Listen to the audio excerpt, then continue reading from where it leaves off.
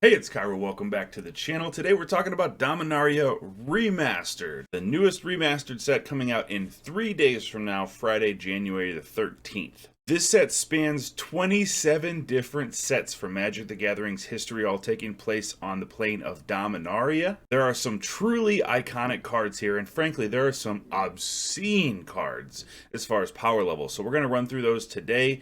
A number chosen at random, the top 14. I'm also going to put the prices up.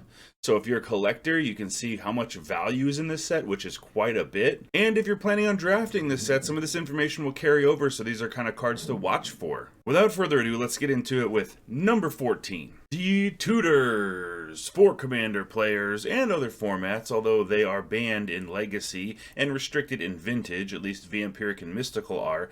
But these are terrific staples for Commander players. Every Commander player wants one of each, usually with Vampiric being the most sought after. These cards are going to be great. They have reprints that might drive the price down a little bit and make those cards more available to people who want them. Next up, the card that Llanowar Elves wishes it could be. It is none other than Birds of Paradise, the 1-drop green flying bird that produces you a mana of any color. Basically great in every format that it's legal in.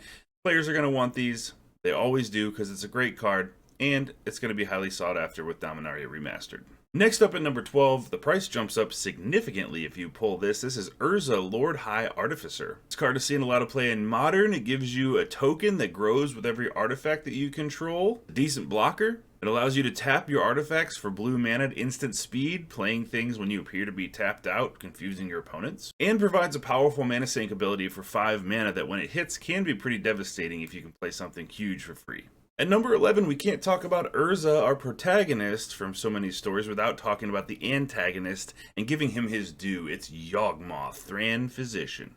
Seen a lot of Modern play. It's a 4-mana 2/4 with protection from humans, which does matter sometimes. Yawgmoth gives you card draw by sacrificing a creature and paying 1 life. You can also place a -1/-1 counter on an opposing creature and kill it, or one of your creatures, like in Modern, where players have been known to do nasty infinite loops with Young Wolf, Geralf's Messenger, or Blood Artist, or combinations of the two, where you keep sacrificing creatures with Undying, having them come back and just drain the opponent's entire life total down. At number 10, we have Decimate, a cheap but powerful card that provides you with a 4-for-1 when the situation is right. This card is best played for Commander when you have multiple opponents because each condition of this card does need to be fulfilled. You need to be able to have a creature, an enchantment, a land, and an artifact target. Now, as of 2004, those cards can be the same. So an artifact creature can fulfill both artifact and creature requirements, or an enchantment creature can do the same, but you do need legal targets when you cast a spell. So keep that in mind if you're drafting this as well. At number 9, we have another really good Commander card in blue. It happens to be legal in Pauper as well.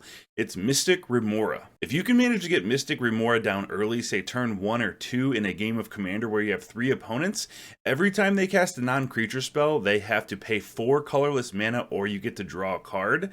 That's really insane because they're not going to be able to do that unless they get some Soul Rings or some other mana rocks down really early. And then by the time the cumulative upkeep hurts you, you just kind of pitch it. At number 8, we have Sneak Attack. This is an enchantment that for 1 red mana allows you to put any creature onto the battlefield with haste and then sacrifice it at your end step. Combined with any massive creatures like Eldrazi, but if you're playing Commander, not Emrakul, obviously, or just things that have good enter the battlefield effects or leave something behind when they leave the battlefield, is really, really powerful with Sneak Attack.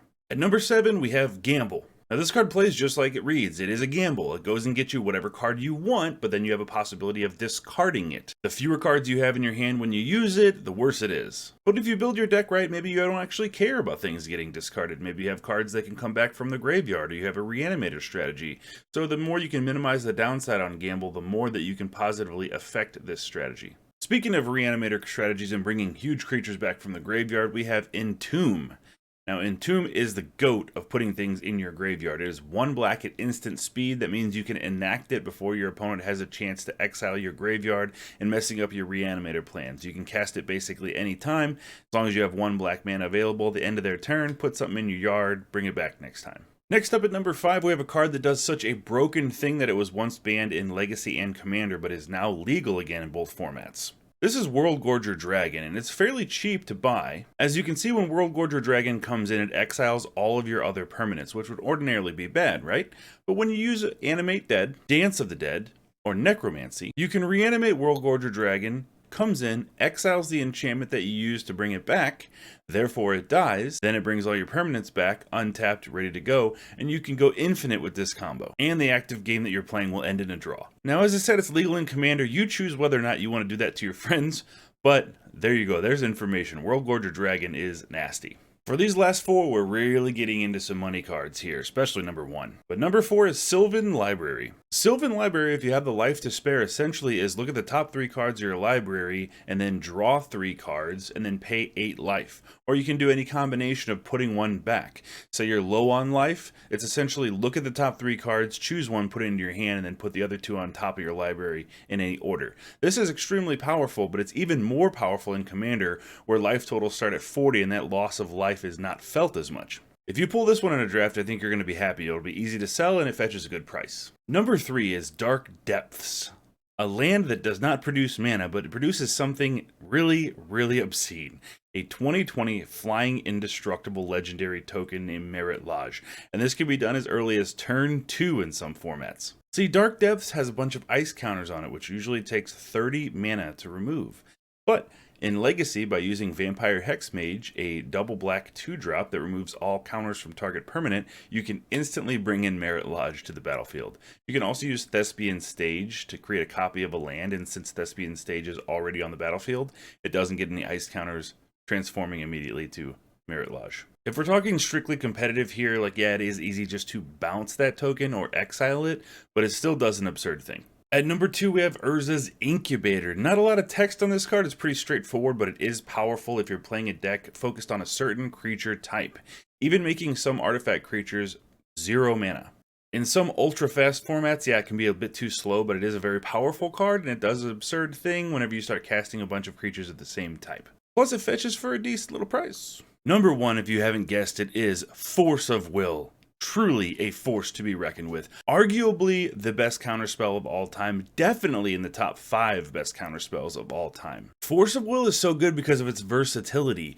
It can counter a spell even when you are completely tapped out, you have 0 mana available to you.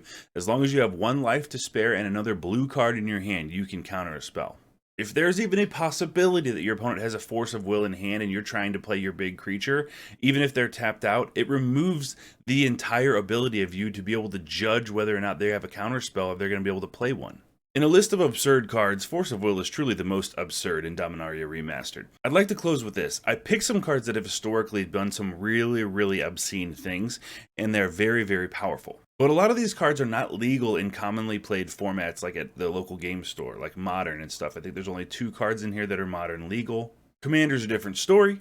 And if you head down to the local game store and you draft this set, just because a card is on this list doesn't mean it's going to be necessarily good in a limited setting. So with that in mind, I hope you enjoyed the video. Please, if you got anything from this video, please consider hitting the thumbs up. Consider subscribing for more Magic the Gathering content, and I will see you next time, hopefully.